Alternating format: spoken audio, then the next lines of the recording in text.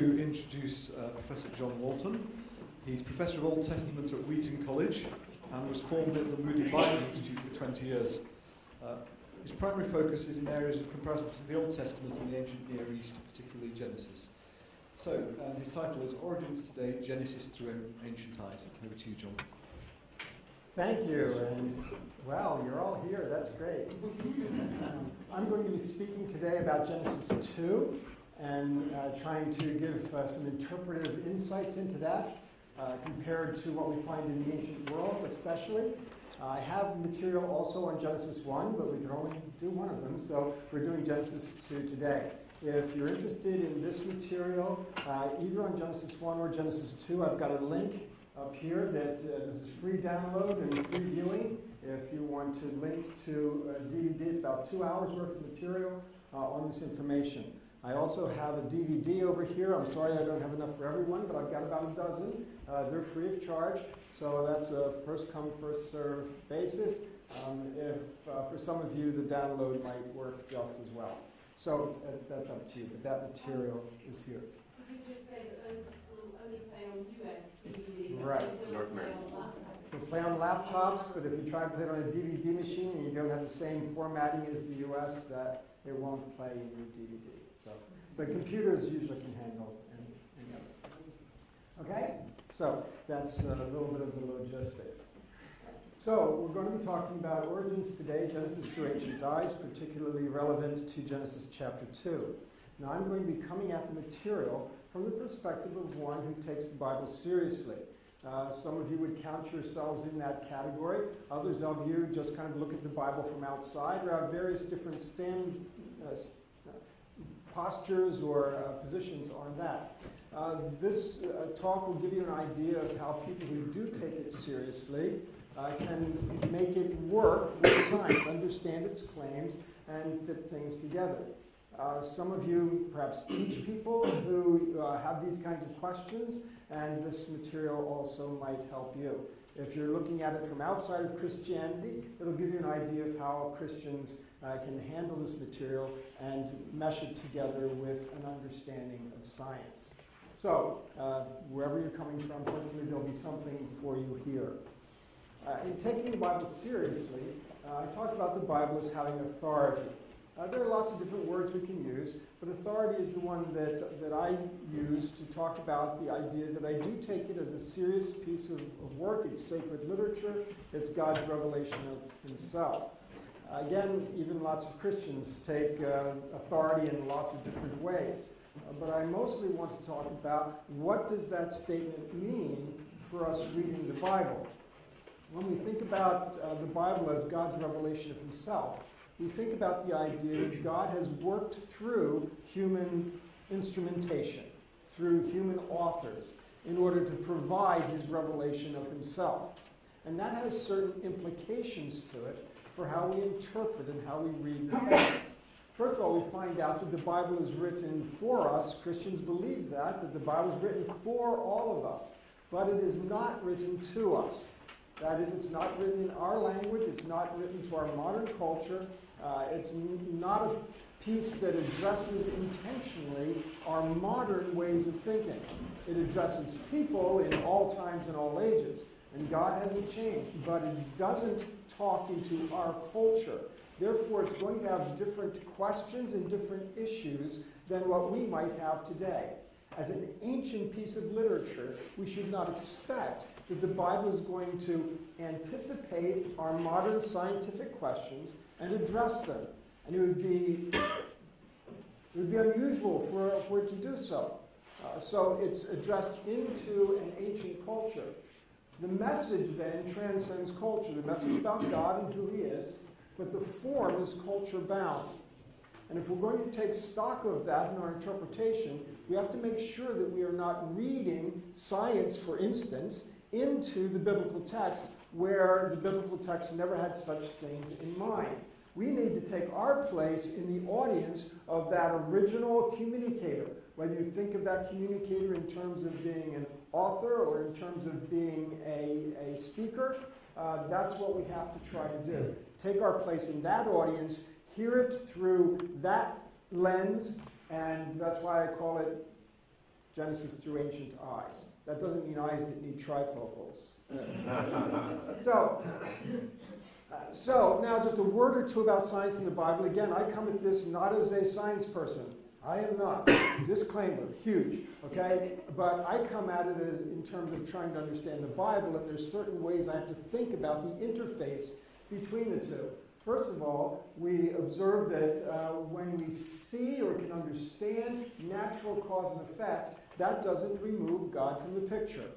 That is, just because we can explain something naturalistically doesn't mean that God's not doing it. The levels of causation, we can talk about direct and indirect causation. Aristotle had all kinds of categories. We think in terms of ultimate cause, first cause. That's not the ancient world. The ancient world just saw God involved in causation. They didn't make distinctions between natural and supernatural. They had God involved in everything, and they didn't bother trying to sort out what level of causation he was in. So when we have a statement like this in Psalm 139, that God knit us together in our mother's womb, okay, we don't have to worry that that's going to contradict what embryologists are able to discover about fetal growth in the womb. It's just not a problem. God is doing it, however we might be able to understand it and explain it from our modern, natural kinds of understandings. So just because we can spot natural cause and effect on something doesn't mean God's out of it. That's especially true in origins. That is, however much we can describe the process scientifically, the evolutionary biology, the genetics, whatever it might be, doesn't matter. Just because you can explain it naturally doesn't mean God's not in it. And that's pretty much in concert with what you've been hearing all week long.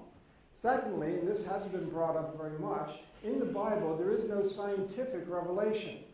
That is, the Bible is not trying to give information to that ancient Israelite audience about modern scientific things. It's not trying to update, upgrade, revise in any way the science that they already would have understood. So, God doesn't give them a revised cosmic geography.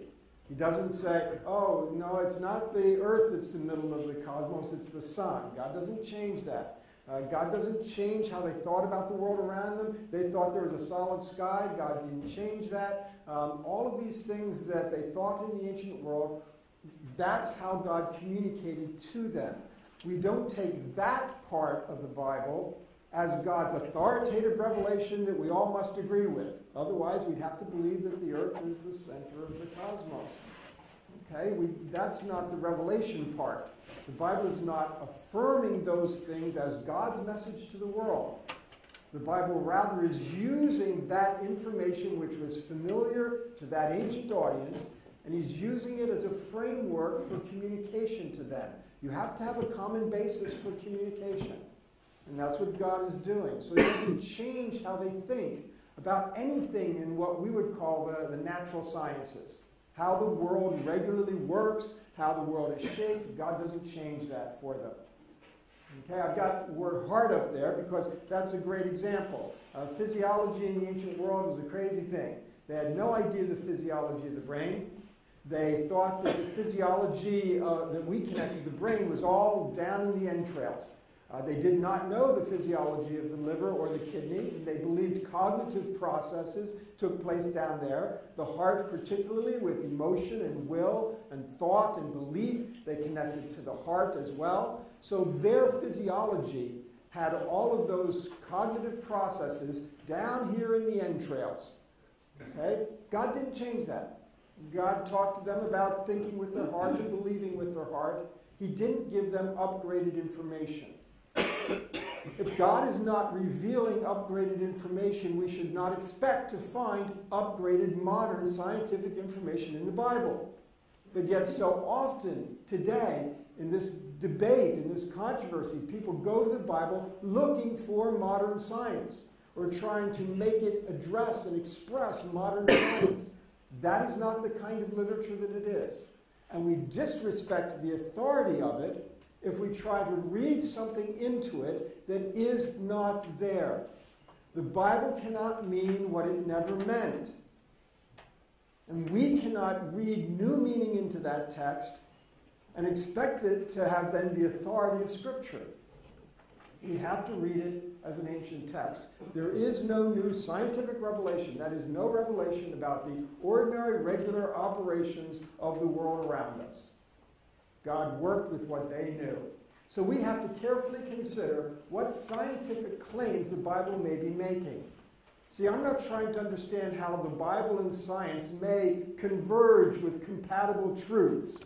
That's another issue. And that's great. That's fine. We can talk about that a different way. But I want to know, what claims is the Bible making that would lead me to say, here's what the Bible claims, and if science claims something differently, I've got to make a choice. That's the question I'm asking. And lots of believers today think that they have to make those choices pretty often. But we have to look again at the claims the Bible is making. Look at those claims as an ancient book, as the kind of work that it is. So let's get into it. Again, we're going to pass right by Genesis 1 and look into Genesis 2 and 3, particularly pertaining then to human origins. Now, I want to start with just a little bit of tag to get us a lead-in from Genesis 1. Image of God, of course, is in Genesis 1, not in Genesis 2. And since we're talking about human origins, I thought I needed to say just a couple things. I've got 3 slides of 3 different aspects of the image of God that I would like to present in brief, and then we'll transition into Genesis 2. First of all, the image of God pertains to the functions that we have. That comes right out of the text. That is that God's making us in his image, and then he gives us these tasks: subdue and rule. It refers to the corporate function of humanity. Okay, so all of humanity serves as God's vice-regents. That's what the most important theological aspect of the image of God as the text unfolds it. We have been given a task, a function, a role. All people have this function regardless of how well they happen to function mentally or physically. It doesn't matter. They're part of humanity. Humanity has this role. The capacities that differentiate humans from animals allow us to carry out this function, but they are not the image of God themselves.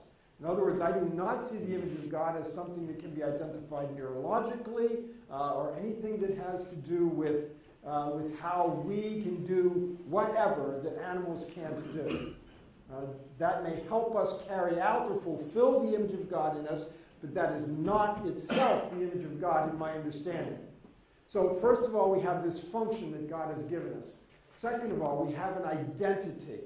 The image of God gives us an identity. It's really who we are, who God has made us to be. It's not a product of evolution or neuroscience. It's not physical, it's not material, it's not neuroscientific, it's not psychological. Again, in my understanding, other people may have different perspectives on it. But so in that sense, it's something that only God can give, not something that we can grow. God gives it. It's not what we develop.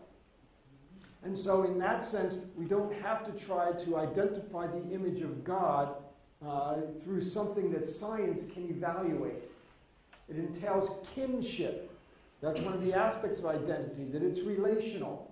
Okay? And so when we get to the image of God in Genesis 5, passed on from Adam to Seth, it's something that involves kinship. It also then is an act of special creation. By that I simply mean that it's something that God gives, and that therefore we aren't in a position to explain it naturally. As far as I'm concerned with these definitions, science cannot explore the image of God. We take it as a statement of faith from what the Bible tells us. The third aspect is largely derived from the ancient Near Eastern material, and that is when the king set up an image of himself, or when they made images of the gods, those had particular roles to play. The idea of a substitute, that the image stands in for the one that it's representing. So we stand in as God's substitutes, endowed with his essence. That's how they viewed the image of the king or the image of the god in the ancient world.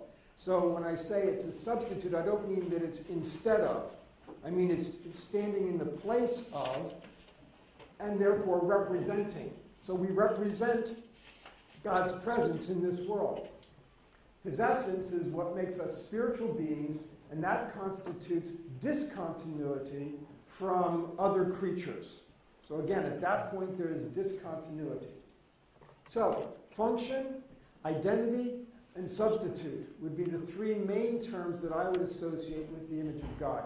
The capacities enable us to fulfill it more and more fruitfully. Okay, with that we need to move to the transition between Genesis 1 and Genesis 2.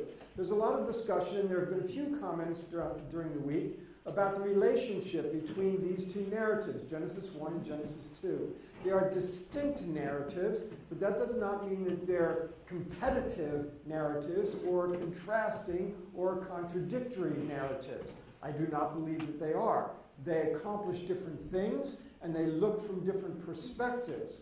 But I do not consider them as sort of two competing sources that have been thrown together arbitrarily and really have no relationship to one another. So I see them as working together, as complementary. Lots of people have looked at Genesis 2, Adam and Eve, as if it were a further description of what took place on day 6. That is, it's recapitulative. It's saying, okay, day 6, God created people in his image. That's in Genesis 1. So Genesis 2, let me tell you how he did that. Okay, many people read Genesis 2 that way. That's been pretty much the traditional way to read Genesis 2 in Christian interpretation. Before we go to that conclusion, however, we have to ask, is it substantiated? That is, does the evidence bear it out? We have the literary transition that takes place in Genesis 2:4. It says, this is the account, toledot is the Hebrew word, of the heavens and the earth. Now this literary introduction occurs 11 times in the book of Genesis. It always moves us from one section to the next. It's the narrative, rhetorical structure that moves us through. And so if we have this between Genesis 1 and 2, as we do, we need to understand what does this communicate about the relationship between them. Now, I've got them all listed for you here, the 10 other times that this introduction takes place. And the question I ask is, what is the relationship of the narratives on either side of this introduction every time that it occurs? And that's what I've got here, the relationship. When we look on either side of the introduction, what is the relationship between the two that are presented? And you can see that they fall into certain categories. You've got a parallel sequel here, but many of them are sequels. Some of them are recursive. By recursive, I mean that, for instance, it'll kind of give the genealogy of Esau, and then it'll come back to that starting point and give you the story of Jacob. Okay? It's not telling you what happened in the story of Esau, but it is coming back to the same starting point and giving you the other line. It gives you Cain, then it comes back and picks up Seth. It gives you Ishmael, and then comes back and picks up Isaac. That's recursive. Okay, so it's covering, it's overlapping in a time period, but in none of these cases is it giving you an explanation of what happened in the previous section, and that's the important point. Okay, it is never recapitulative. It's never going back to explain something that it has already told you a little bit about. Okay, so in that sense, if we take the lead of this literary introduction, we shouldn't be inclined to go back and say that Genesis 2 is describing what happened on day 6. There's no reason to think that. If it's a sequel, people in Genesis 1 are not necessarily Adam and Eve. But it could be recursive, and that would mean that Adam and Eve are included in a larger group. Remember, Genesis 1 doesn't talk about just two. Genesis 1 just people, male and female.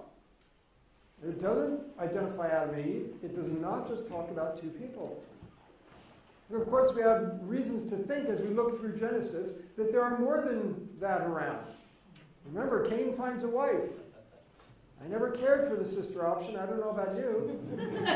Okay? When Cain is driven out of the Lord's presence, he's afraid that everybody he meets will kill him.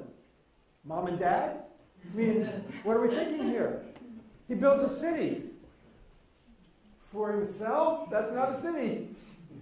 Okay? There are indications in the text that there are more people around. Okay? Genesis 1 could give you that possibility. The only reason we've thought that there were just two is because of how we're reading Genesis 2. But if Genesis 2 is not giving you further detail about day 6, there's no reason to think that way. That way also, the second account does not need to fit into day 6, which was always a little bit problematic. You know, when you look in Genesis 2 at all that's going on, God creating Adam, planting a garden, the animals, naming the animals, finding out it's not good to be alone. He learned that by what, 1 o'clock in the afternoon? You know, all these things taking place, you know, we're really naming all the animals, you know, and then, okay, so you don't have to fool with that. Okay, Genesis 2 does not have to squeeze into day 6. But if it doesn't give us just a recapitulation of day 6, then what is it doing and how is it accomplishing its goal? What is it that's being accomplished and claimed in Genesis chapter 2?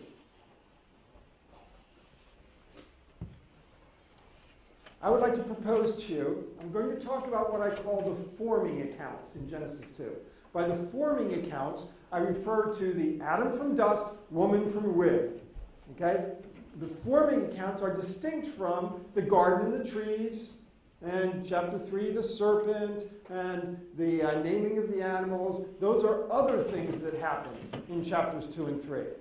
But in chapter 2, we have very specifically these two forming accounts. Okay, Adam and Eve.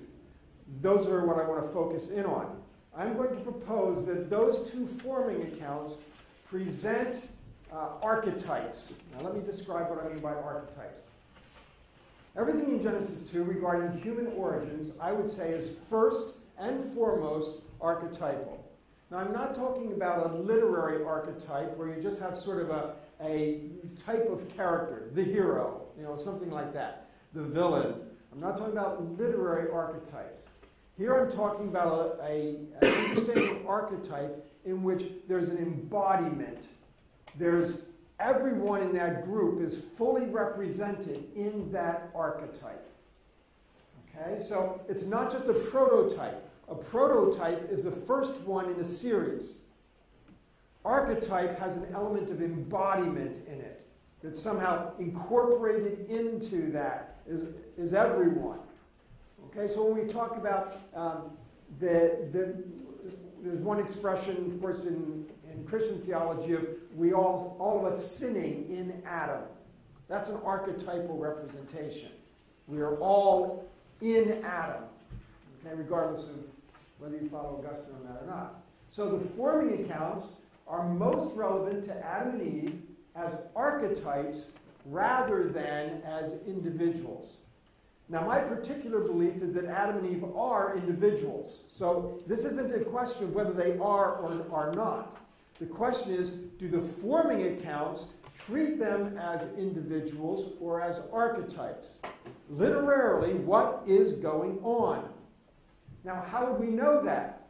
They can be identified as archetypal if the text refers to everyone, if the forming account refers to everyone, not just individuals. In other words, where Adam and Eve formed in a unique way that is not true of everyone else, then they would just be individuals. But if the forming account talks about Adam and Eve in ways that are replicated, that are the same for every one of us, then they're an archetype. And that's how you tell the difference. You look at the detail and you say, is that just talking about Adam, or is that talking about all of us? Is that just talking about Eve, or is that talking about all?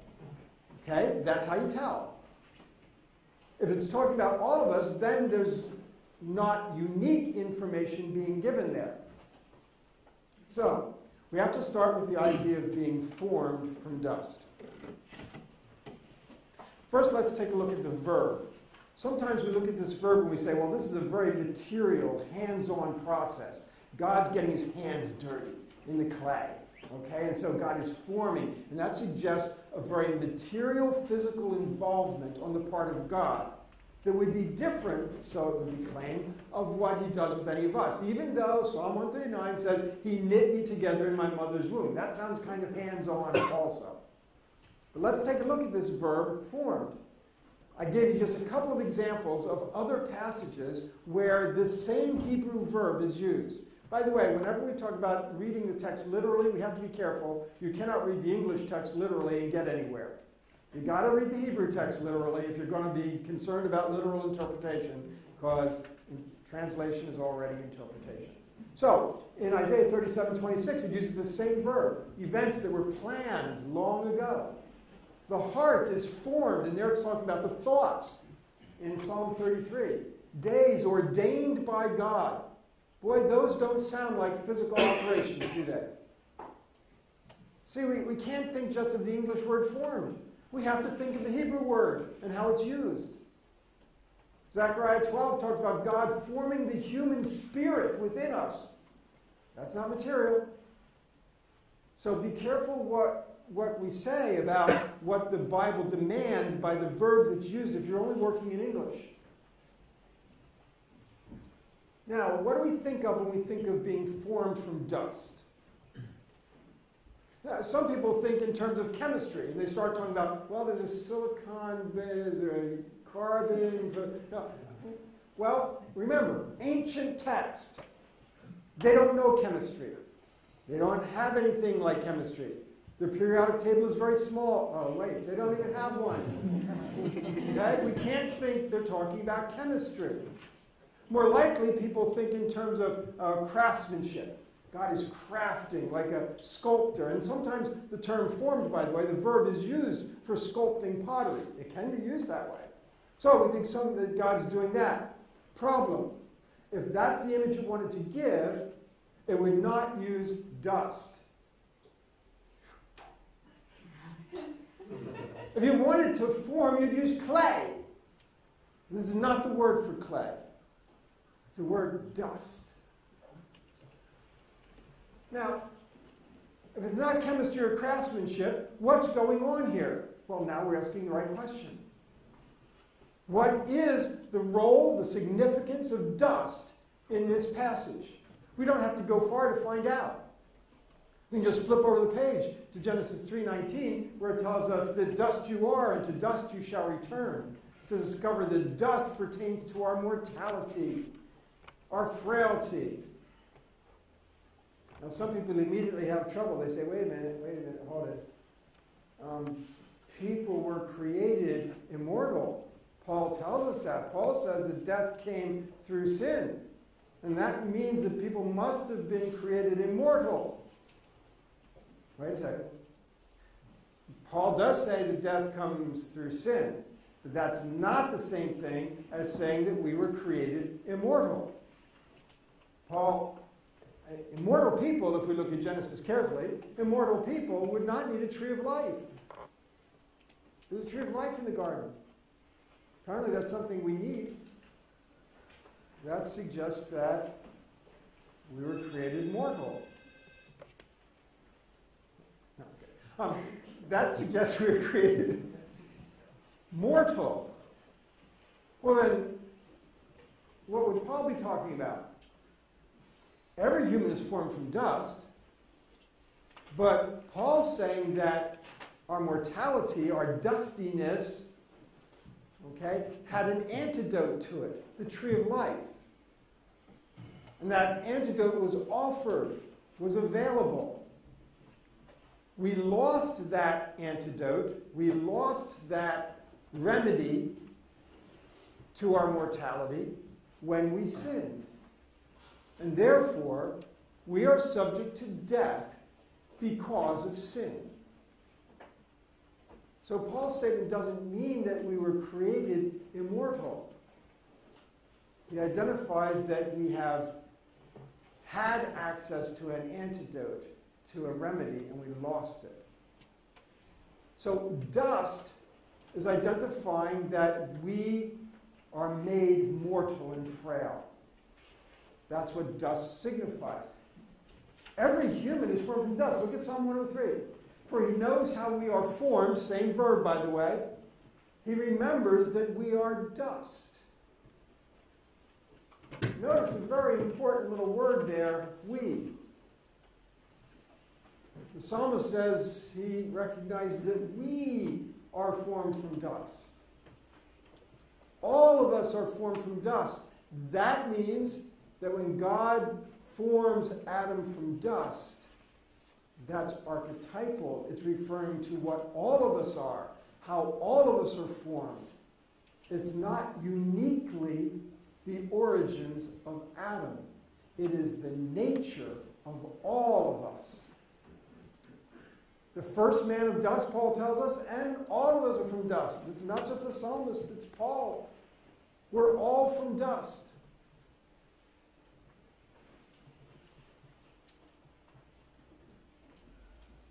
Being formed from dust, then, does not describe material formation. You're formed from dust. I'm formed from dust. Yet, you're all born from woman. Being formed from dust would not preclude being born from a woman.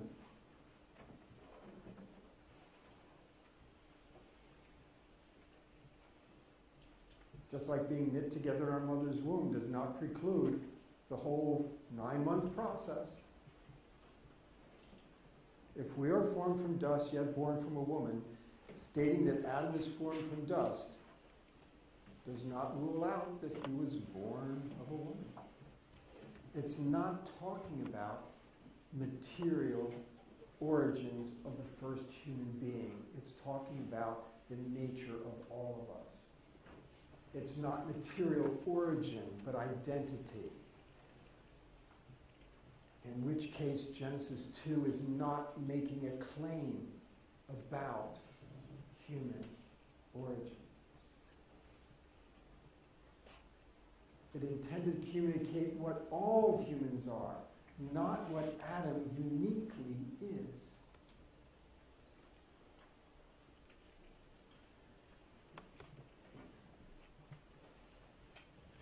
Let's move on to woman.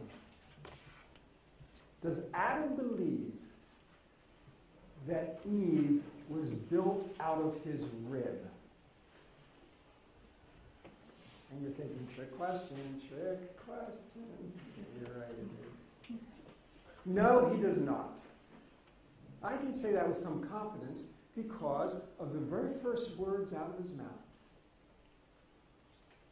She is bone of my bone. He could have stopped there, but he didn't. Flesh of my flesh.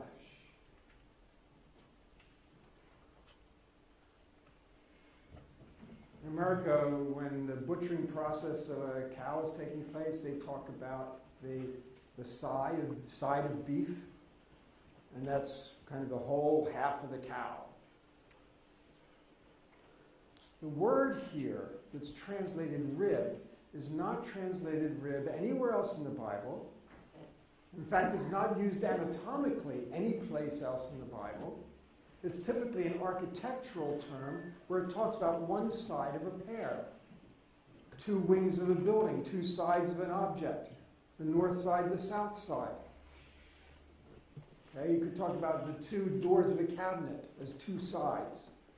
Okay, they don't have cabinets there. Okay, so the idea of it being kind of locational, architectural, suggesting then that God took one of Adam's sides,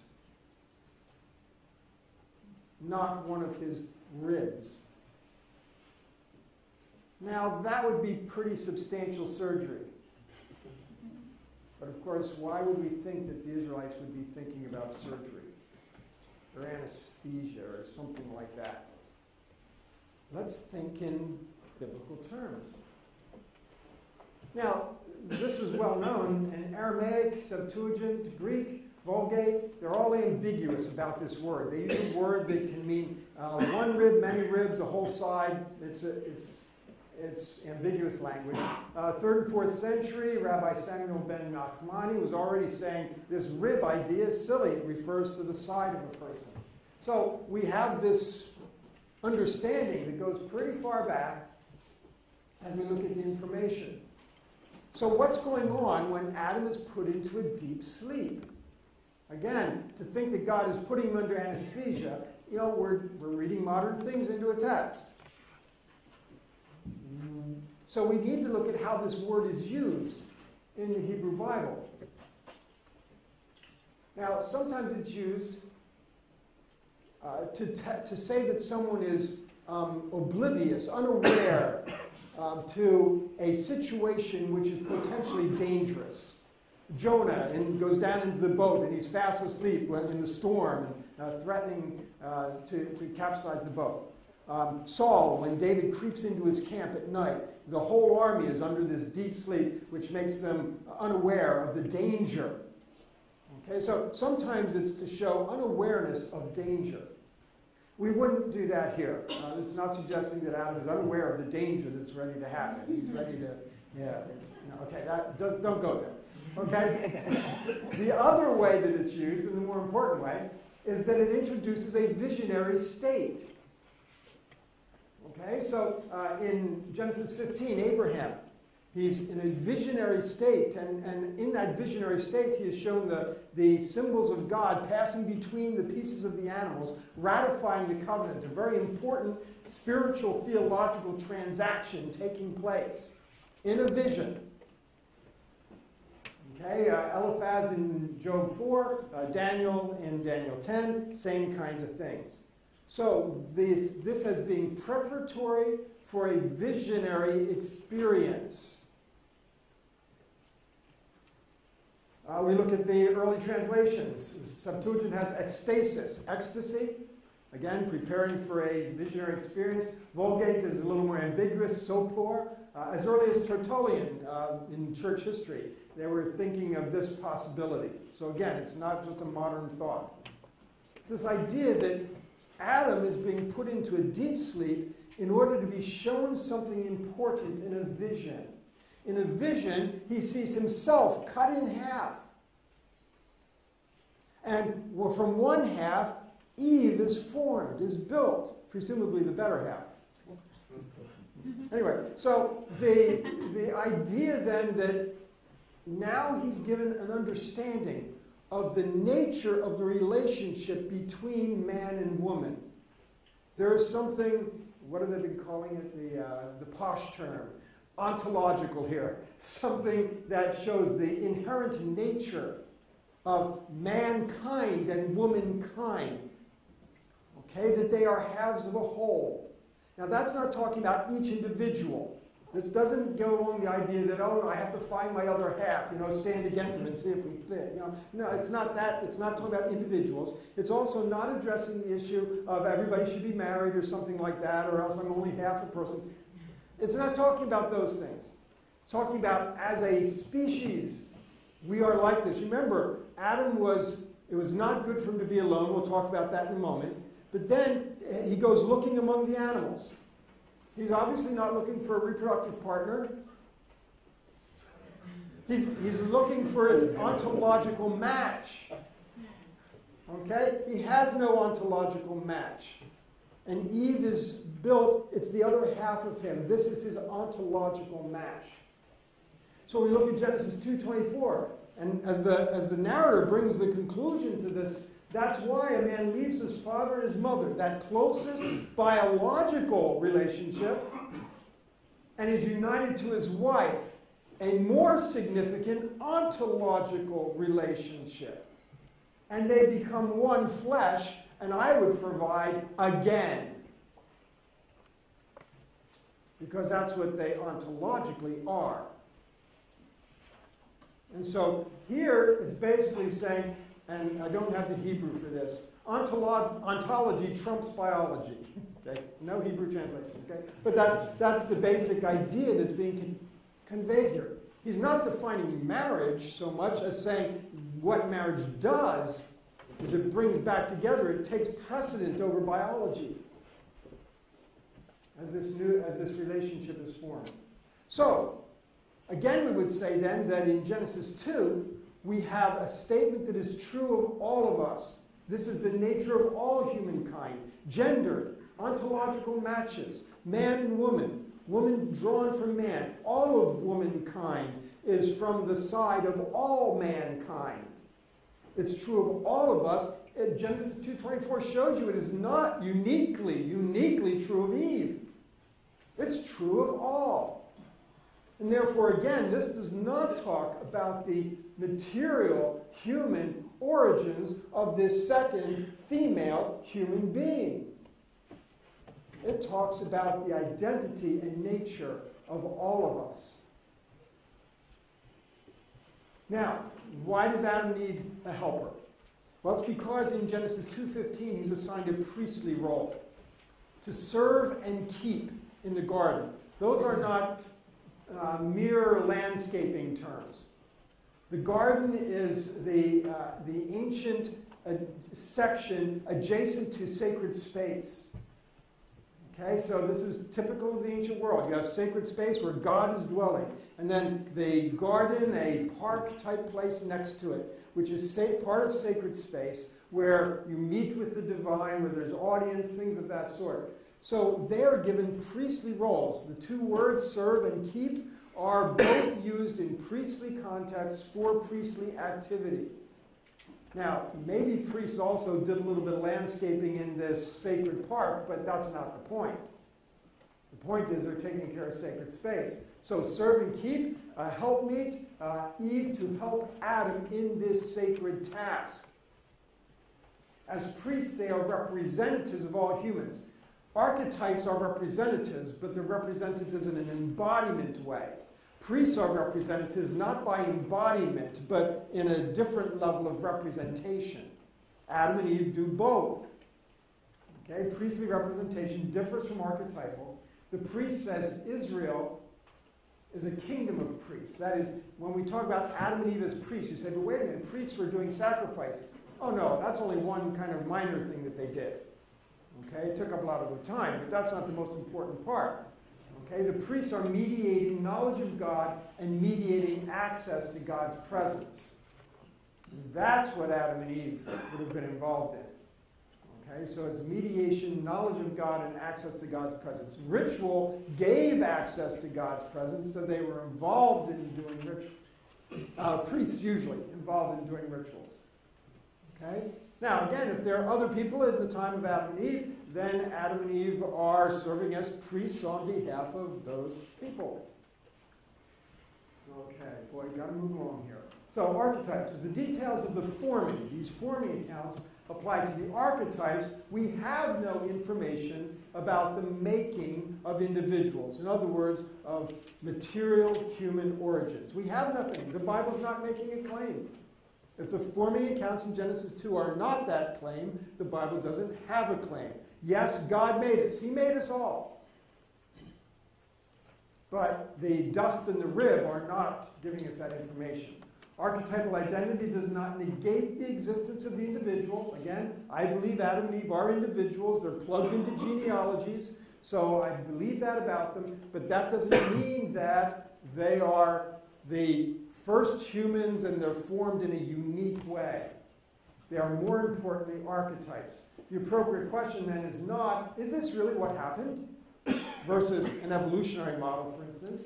But rather, is this what people really are?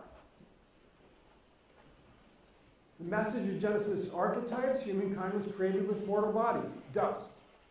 Humankind was provisioned by God, the garden. Humankind was given the role of serving in sacred space. That implies relationship with God. Humankind divided into male and female, so they would seek out new family relationships. These are all important theological, sociological, spiritual concepts that come through Genesis. If Genesis 2 has an archetypal focus, there is no biblical account of material human origins. The Bible has no claims to make.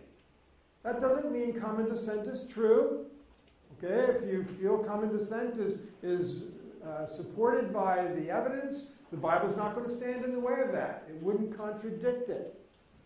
Okay, so in that sense, the two are not making contradictory claims. You still have to do the science. I'm not a scientist.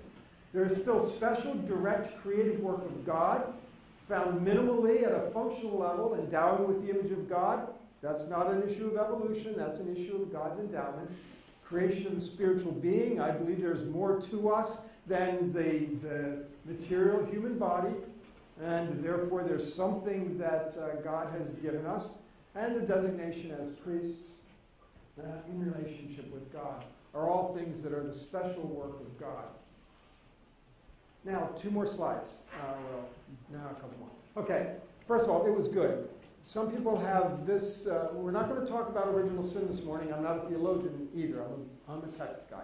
But the whole idea of, okay, well, what about sin? Okay, I believe sin entered at a particular time, but I don't believe that the statement, it was good, indicates that there could not have been death and suffering prior to the fall. Okay? And that has somewhat to do with the word good. Good pertains to something that is functioning properly in an ordered system. It does not suggest perfection. Its use in Hebrew Bible does not suggest perfection. Even when it describes God, it describes something very important about God, but it's not the same thing as saying God is perfect. Okay, so the word good should not be overread, and it often is. Okay, in the first account, Genesis 1, the cosmic temple was good. That's what I believe about Genesis 1. It's setting up the cosmos as sacred space.